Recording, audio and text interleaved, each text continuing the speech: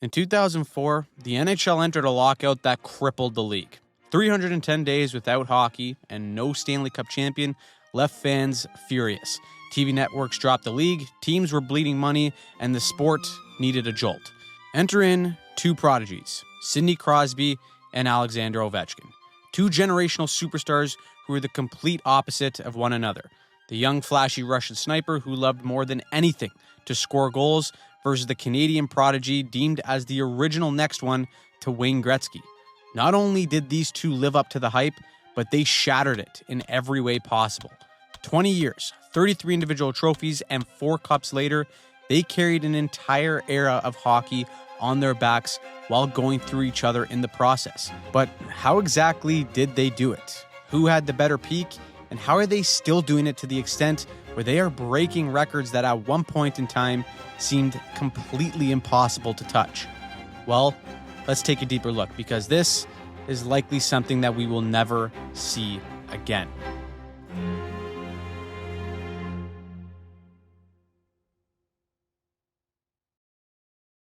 Now, the off-season's almost over, thank God, but everyone's trying to squeeze in one last trip before winter. However, there's one thing that can ruin it all, and it's no internet. We've all been there at times, but that is where Saily comes in.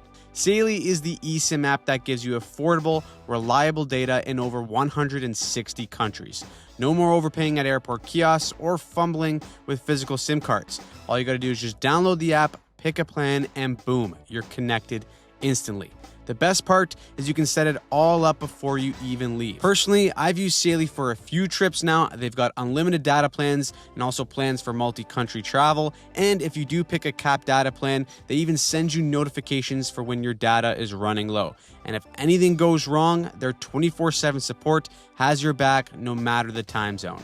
Right now, you can get 15% off. Just download the Saily app and use my code HOCKEY or scan the QR code on screen to make your trip worry-free while staying connected with Saily.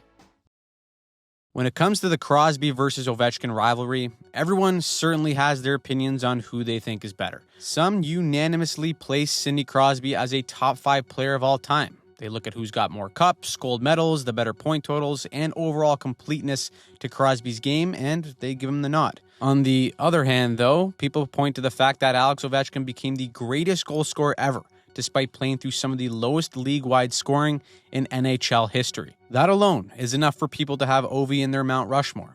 Either way, what is not to debate is that the peaks of these two players is some of the greatest hockey we've ever seen.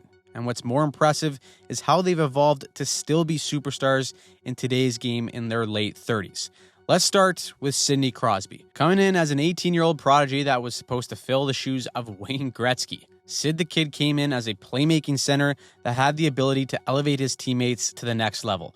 If you watch highlights from his game in his early 20s, you'll notice that Crosby has all the tools. Strong skater, low center of gravity, wicked shot both forehand and backhand, as well as being an incredible passer.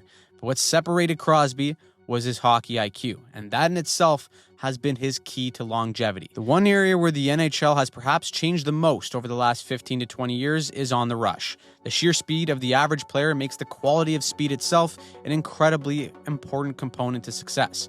More so today than ever before. Now, Crosby did have it in his bag to blow by a defender, but he usually preferred to create with teammates on changes of speeds, give and go plays, and creation with his off-puck routes. Even in his very first game in the NHL, an 18-year-old Sidney Crosby knew how to use his legs to back up defenders and open up space for his teammates without even touching the puck. The essence of Crosby's offense in his prime was rooted in making everyone around him the deadliest option. At the peak of his powers, Crosby had the skill to attack a defender one-on-one, make him look like a jagaloon, put them on SportsCenter top 10 for the rest of their lives, and call it a day. But far more frequently, Crosby played percentages off the rush.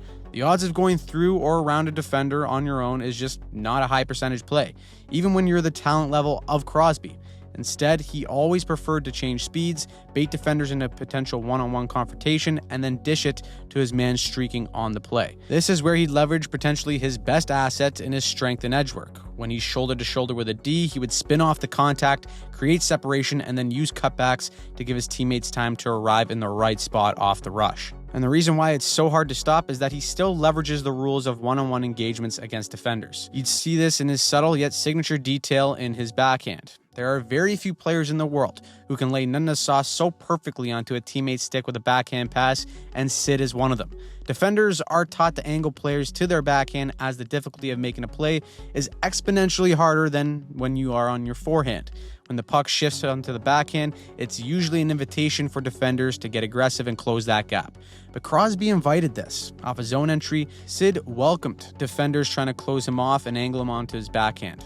From there, he either waits for them to reach or skate themselves out of the lane to close the gap, and then he's laying the sauce all over the ice. As Crosby has gotten older and become Sid the middle-aged man, this play style and approach has aged like fine wine. You'll often find Sid facilitating off the rush in the same way he did when he was in his prime. There's always a mix of speed changes, stop-ups, and gap manipulation to allow Sid to take the fastest game on planet Earth and slow it down to his speed.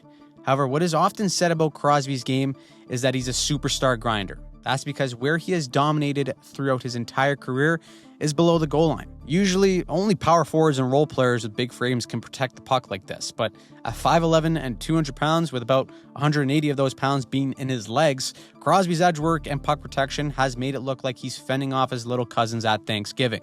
Whether it's using a mohawk out of contact, punch turns to shake off a D, or using his bottom hand to fend off oncoming checks and pave his way through traffic, this combination of puck protection and edge work often created enough separation for Sid to use his all-world vision and passing. It's a hard and physical way of creating offense, yes, but Crosby is still more than capable of doing it in his late 30s. Again, in an era where defensemen and players close gaps so quickly with their skating, Crosby tips the scales in his favor by using this exact formula to generate space for himself in the O-zone.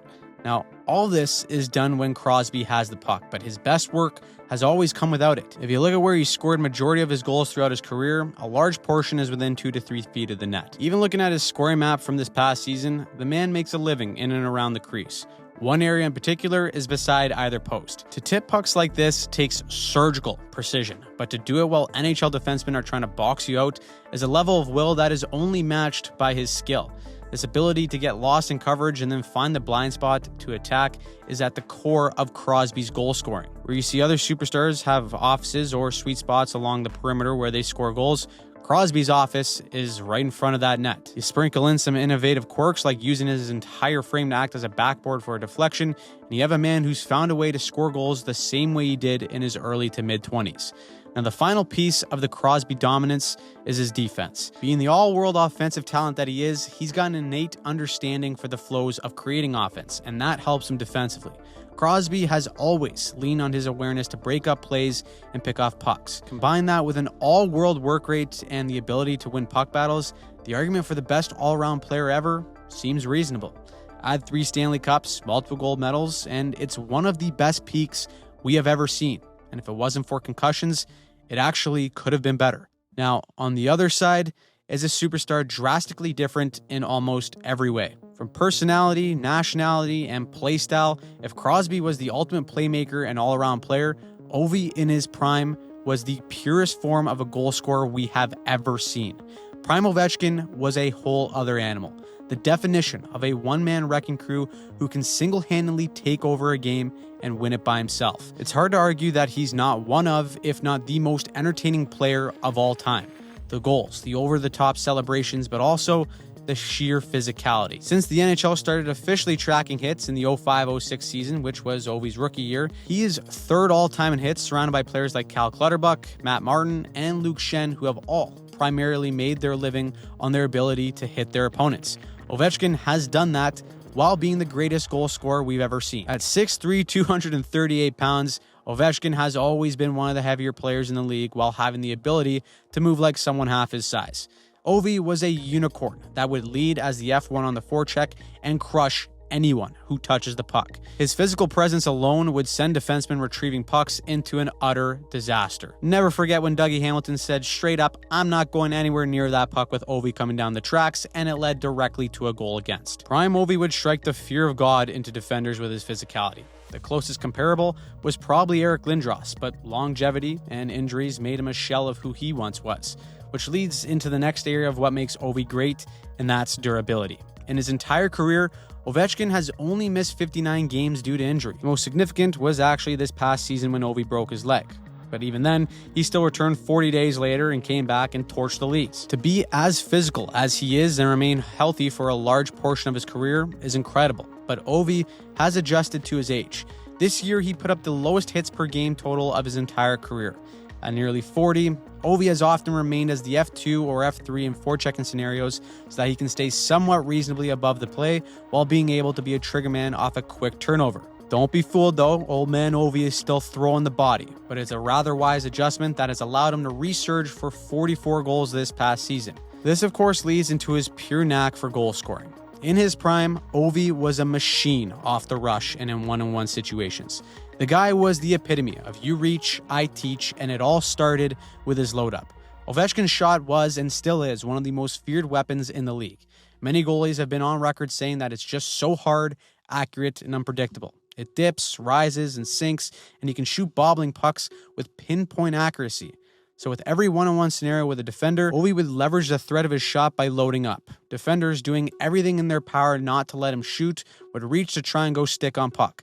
That's when he's got him cooked with all kinds of options in his arsenal. From there, he could push the puck to change the angle and then release it. He could pull it in and shoot it through a defender's stick, or he could quickly shift to his backhand, throw on the burners, and use all 238 of the rush machine to cut defenders off and drive the net. But of course, Father Time did catch up. In 2023, he had a career-worst 8 goals in 43 games. When you watched him try to facilitate off the rush, it looked like age was taking its toll. But then, he adjusted. Instead of being the 1v1 tank and rush option, Old Man Ovi is much more methodical and calculated in his off-puck routes.